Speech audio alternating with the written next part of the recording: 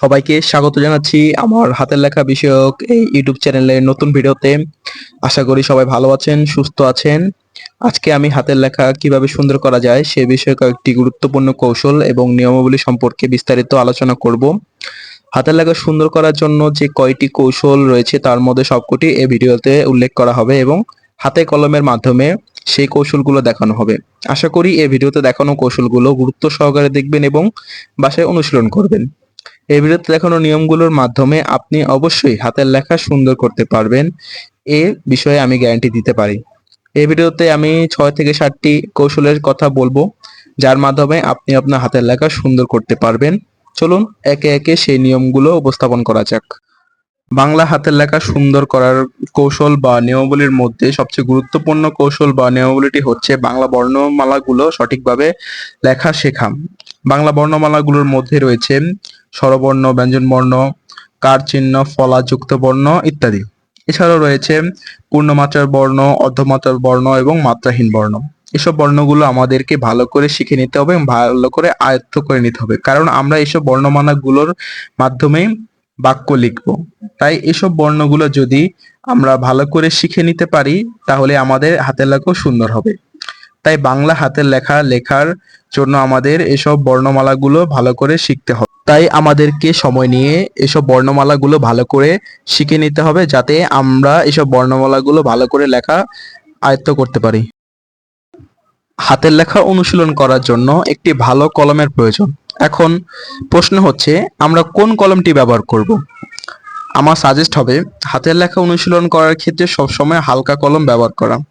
অনেকেই দেখি ভারী কলম ব্যবহার করে থাকেন, কিন্তু এটা করবেন না। হাতের লেখা অনুশীলন করার ক্ষেত্রে হালকা কলম ব্যবহার করাই উত্তম।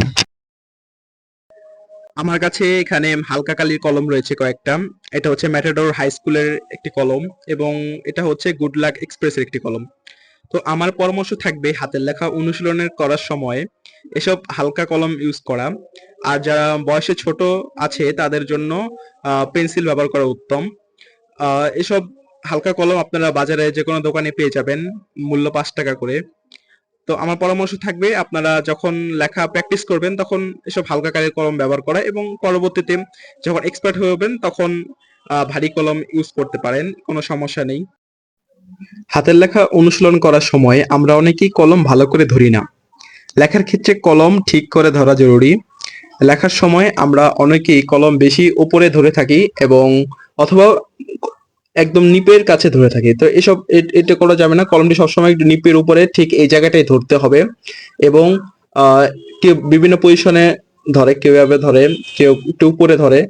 তো আমরা যেভাবে ধরি না কেন কলমটি চেষ্টা করতে হবে বেশি উপরেও না আবার নিপের বেশি নিকটেও না। এটা কমফোর্টেবল জায়গায় কলমটি ধরার চেষ্টা করতে হবে আমাদেরকে। এবং আমরা অনেকেই লেখার সময় কলমটি বেশি চাপ দিয়ে লিখি বা ডাবে ডাবে লিখি, সেটি আমাদের পরিহার করতে হবে। কারণ বেশি চাপ দিয়ে লেখার সময় খাতায় বেশি প্রেসার পড়ে, প্লাস কলমে বেশি প্রেসার পড়ে। এর ফলে আমাদের হাতের লেখা ধীরগতির হয়ে যায়। তো লেখার সময় আমাদেরকে অবশ্যই চেষ্টা করতে হবে কলমটি হালকাভাবে ধরার। হালকাভাবে ধরলে যা হয় লেখাটা সুন্দর হয় এবং লেখার গতিও বাড়ে। তো আমার পরামর্শ থাকবে কলমটি ধরার ক্ষেত্রে এই নিয়ম অনুসরণ করা। হাতের লেখা অনুশীলন করার প্রথমে আমাদেরকে আস্তে আস্তে শান্তভাবে প্রতিটা অক্ষর স্পষ্টভাবে লিখতে হবে। বাক্য লেখার সময় খেয়াল রাখতে হবে যেন লাইনগুলো সোজা থাকে। হাতের লেখা সুন্দর করার জন্য আমাদের লেখার সময় খেয়াল রাখতে হবে বাক্যের প্রতিটা শব্দ যেন একটি নির্দিষ্ট দূরত্বে অবস্থান করে।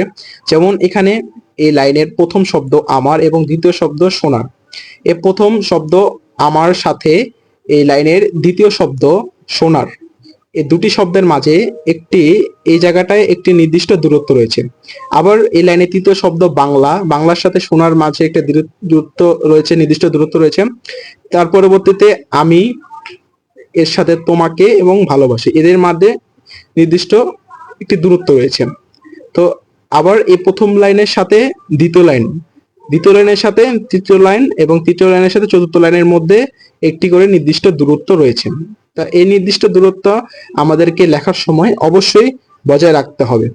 এই নির্দিষ্ট দূরত্ব বজায় রাখার কারণ হচ্ছে আমরা যদি লেখার মাঝে শব্দগুলোর মাঝে নির্দিষ্ট দূরত্ব রাখি এবং উপরে নিচে যে লাইনগুলো রয়েছে, বাক্যের লাইন, এই বাক্যের লাইনগুলোর মধ্যে যদি নির্দিষ্ট দূরত্ব রাখি তাহলে আমাদের লেখাগুলো দেখতে আকর্ষণীয় হবে এবং সুন্দর হবে। হাতের লেখা অনুশীলনের সময় আমাদের অবশ্যই এ বিষয়ে খেয়াল রাখতে হবে। এভাবেই প্রতিদিন 4-5 পাতা করে লেখার অনুশীলন করতে হবে, তাহলে কয়েক মাসের মধ্যেই আপনার হাতের লেখা সুন্দর হবে। তো এই ছিল বাংলা হাতের লেখা সুন্দর করার কিছু গুরুত্বপূর্ণ কৌশল ও নিয়মাবলী। আশা করছি আপনারা এই ভিডিওতে দেখানো নিয়মগুলোর বাসায় অবশ্যই অনুসরণ করবেন। আমার চ্যানেলে আমি প্রতিনিয়তই হাতের লেখা সম্পর্কিত বিভিন্ন ধরনের ভিডিও আপলোড করে থাকি। তো এরকম হাতের লেখা সম্পর্কিত ভিডিওর জন্য আমার চ্যানেলটিকে অবশ্যই সাবস্ক্রাইব করে রাখবেন এবং আমার পাশেই থাকবেন। ধন্যবাদ।